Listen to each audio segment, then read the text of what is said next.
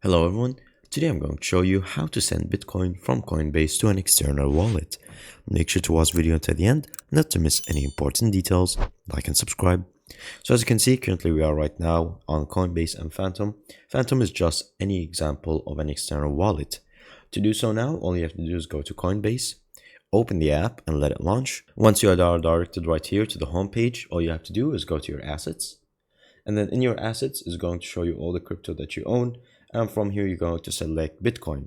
If you don't see it right here, then simply search for Bitcoin in the assets section right there. And then once you find it, you click on it. And from here, once you go to Bitcoin, click on transfer. And then you will get two options, receive crypto or send crypto. So you're going to click on send crypto.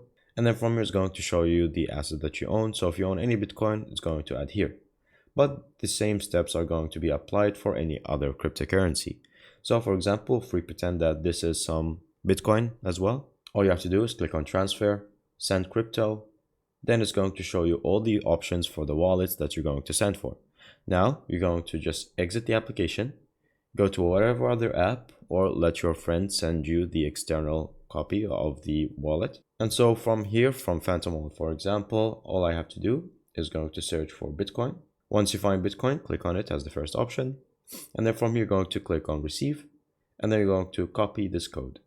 Now you're going to go back to the application right here, and then you're going to paste it. Once you pasted it, all you have to do is set the amount that you would like to send. And then from here, it's going to give you two options, either to send it self-custody wallet, which is going to be your own, or exchange. So if you click on exchange, that is just simply going to be an external wallet.